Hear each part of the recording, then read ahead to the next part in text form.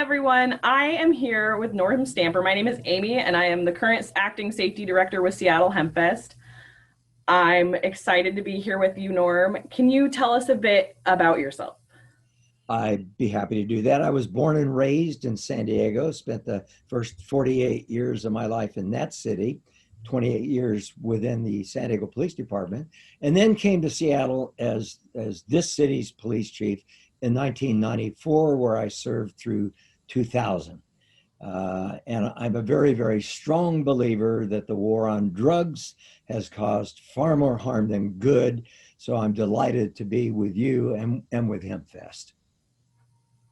We are so happy to have you. And speaking of cannabis, in spite of some of the recreational and medical reform that we've got going on throughout the country, I mean, everybody hears about it. There was still about 550,000 arrests last year, which is about a 9% increase. So since you were a former police chief, what's your opinion on how we're using some of these police resources? My opinion, simply put, is that we ought not to be spending a dime on cannabis enforcement. Possession, commerce, as long as it's regulated, as it's pretty clearly been established, is a healthy and positive thing for people in general, and certainly for the cause of public safety. So that we made more than 500,000 arrests last year for cannabis is an absurdity. It truly is. Yeah. So, and let's just think about that a little bit. And that kind of doesn't really fall under saving lives. And so what are your priorities as far as that and as far as property and lives? Can you explain that?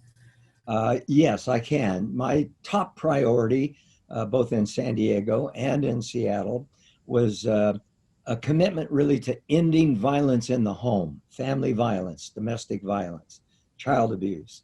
It really it seems most sensible to understand that violence is learned behavior, and that the learning ground is really the American home. And so that was my number one priority. In a close second was any kind of stranger on stranger violence, predatory crimes, home invasion robberies, purse snatches, sexual assaults, any kind of personal violent crime was really in a close second to family violence as far as our top priorities were concerned. And of course, there are a host of property crimes, including auto theft, burglary, and the like, that are also important. But in terms of overall priorities, crimes that hurt people, crimes that scare people, crimes that cause people to change the way they live, should be, I think, the number one priority of policing. Absolutely. And kind of along those lines, there's been a lot of talk about defunding police. And I think that that entire concept is very confusing. And it, because of that, has faced a very, very firm opposition. And do you think that funds could be reallocated to social programs as a way to prevent a lot of this crime? And then is there a tipping point where the lack of funds would affect public safety? Yeah, nobody knows where that tipping point rests. But one thing that I can say with some degree of certainty is that we have police officers doing things they're not equipped to do. They're not equipped educationally, they're not equipped temperamentally to be involved in what a lot of people would summarize as social work.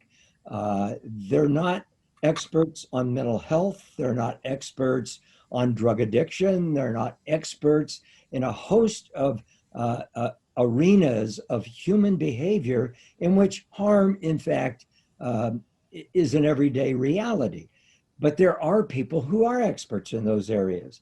I am a fan, by the way, of the conversation about defunding and, for that matter, dismantling police. But you're absolutely right, Amy. It's very confusing to people.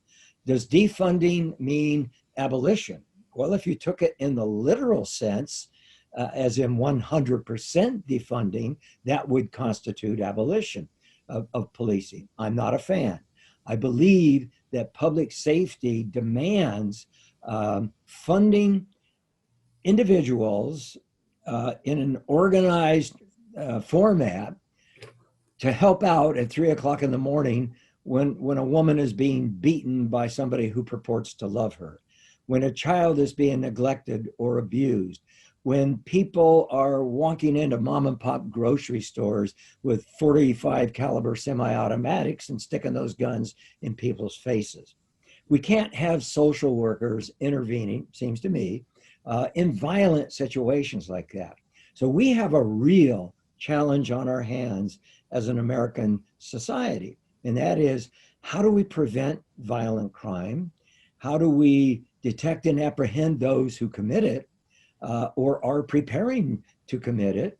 And how do we balance these social needs with these criminal justice needs? And I'm of the school of thought that we need to put every stakeholder at the table. Lock the door and basically say, we're not coming out.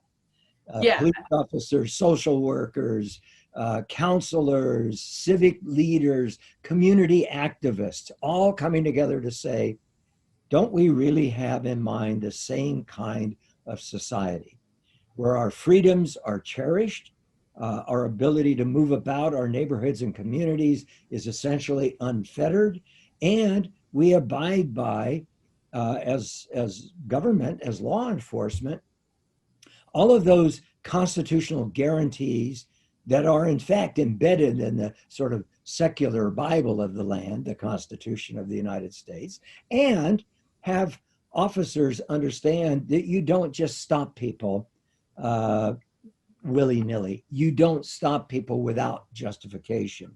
You don't arrest people unlawfully. You don't conduct unlawful searches and seizures. And you sure as hell don't use excessive force if in fact you are required to make an arrest. So it becomes, I think, a real challenge for people who've not been involved in law enforcement to join with those who have been, for those in law enforcement to keep their ears, their eyes, their hearts and minds open, and to have a conversation about how we achieve a safe a safe society that honors due process, that honors the civil liberties of our fellow Americans. And I think it's reasonable to say that no one wants to live in a world where a 911 call goes unanswered. I agree more. Yeah. And so, and you mentioned former police officers pairing with people and making some changes. And you're a part of LEAP, which is Law Enforcement Against Prohibition, which a lot of people have said should be called our LEAP, Retired Law Enforcement Against Prohibition. And recently you said that they had another name change. Can you tell us what the new name is now and a little bit more about it? Yes. First, let's acknowledge that Law Enforcement Against Prohibition, whose name was changed, whose mission was changed about 3 or 4, maybe 5 years ago now, I think played a critically important role. Criminal justice practitioners, current and former, coming together to say the drug war has failed. It's been a miserable, if you want to call it experiment, it's been a miserable experiment in attempting to control human behavior that's been around for as long as humans have been around. And it has been an obscene, I have to speak of it in the present tense, because we're still waging that war, as you point out, 500,000 plus arrests for cannabis. So I think it's important to acknowledge LEAP's original role. What they found as an organization, and I'm a member of their advisory board, a proud member of their advisory board, is that they weren't being invited to criminal justice reform conferences because of the ostensibly narrow focus. We're against prohibition. Well, we still are. We're very much against prohibition. It's a colossally failed public policy. Never worked because it couldn't, never will because it can't. It's obvious that prohibition as the organizing mechanism of United States drug policy is a folly. So They changed their name to Law Enforcement Action Partnership, still opposed to the drug war, still opposed to those 500,000 cannabis arrests, but also finding a seat at the table to talk about Terry v. Ohio, stop and frisk, to talk about laws of arrest, to talk about search and seizure and use of force, of course. So it's heartening to know that we have both current and former criminal justice experts who are now at the table in this conversation. And I think we're at a point that we need to be listening to the experts on this because they've seen it. Another thing I'm sure you've seen is that we live in a culture that kind of punishes whistleblowers in a law enforcement environment. And this thin blue line mentality has often turned into more of a protective circle. They'll protect officers who've broken the law. What are your thoughts on kind of reforming the thin blue line? We need to demolish the code of silence, that thin blue line that you're talking about. Now, every culture, every workplace culture has some traditions worthy of preservation. Some of them are quite precious traditions. But in law enforcement, particularly a social control institution that got off on the wrong foot from the very beginning, aligned frankly with slave patrols and experiencing wave after wave of corruption over the course of its entire lifetime, it really does begin to suggest that the system is screwed up. And I mean in a very, very big way. It's paramilitary, it's bureaucratic, it's top down. The idea behind all of that is let's control police behavior because policing's sensitive and delicate, and it does require practitioners who obey the law, not break the law. So let's accept all of that, but then let's look at the organizing mechanism that we have created to carry out this public safety mission. It couldn't be more misaligned. It couldn't be more dysfunctional. So when it comes to that wall of silence, to the blue wall of silence, it seems to me that the first order of business is to examine what we are currently doing and the actual effects. In other words, let's be research driven, let's be evidence based. And when we do that, I've done a considerable amount of research along these lines, we will come to the conclusion that the system is dysfunctional, that the system is actually causing many of the most serious problems facing public safety and certainly law enforcement today. And with law enforcement, one thing I've noticed and that we've kind of heard some cause for concern about is that sometimes it becomes appealing with the way its history has come together, that racists and maybe people with some of these nationalist views are now joining law enforcement agencies. And what's your opinion on that? And if there's anything that can be done about it? Well, needless to say, it's pernicious, it's awful. The thought of a white supremacist, for